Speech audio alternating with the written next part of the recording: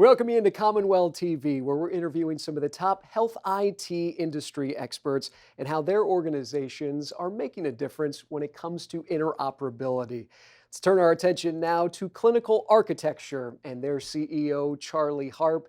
And Charlie, CommonWell and interoperability groups, they were initially created to fulfill a critical need when it came to health IT, in the health IT industry. How do you see this evolving when it comes to data exchange? Well, Scott, CommonWell and similar organizations represent places where the people in the trenches of healthcare can come together to identify barriers, prioritize issues, and share best practices across healthcare. The healthcare industry itself is dynamic. It shifts and adapts based upon the needs of its environment.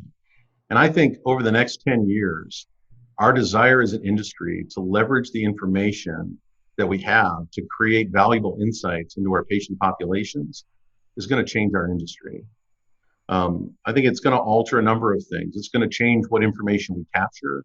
It's going to change the way we capture it. And it's going to change how we share it in a truly meaningful way. And I think to that end, the role of groups like CommonWell doesn't necessarily change, but rather its focus is going to need to change as we go from each problem to the next, so that we can continue to solve those problems together instead of separately. Charlie, when it comes to TEFCA and now that the government and the regulations that are being put forth, how is that going to aid in that quest?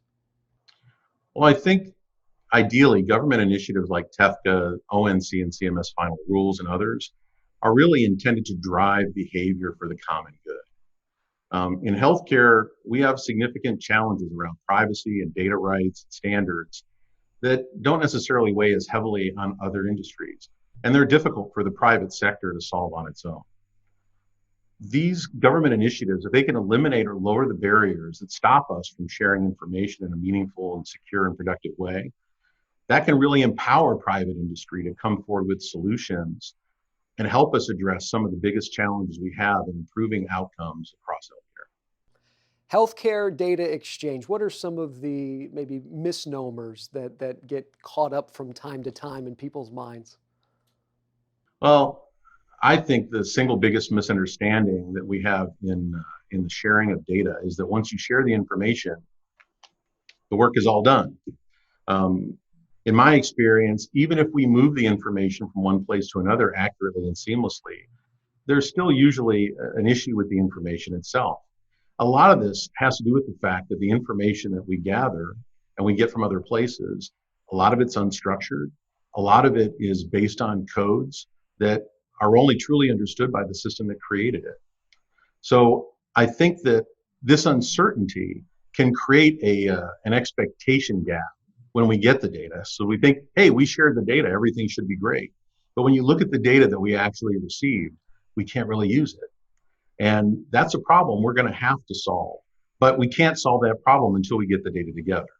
In my experience, serious problems are always solved in an incremental fashion. And I think leveraging organizations like CommonWell is a good way for us to do that together and not try to do it in individual silos. So if we can overcome that misunderstanding and not fall into the expectation trap, I think we'll solve that problem in the end.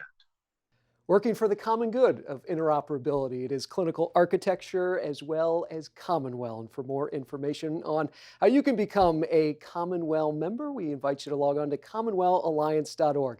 Good to see you, Charlie. You too, Scott. Thanks a lot.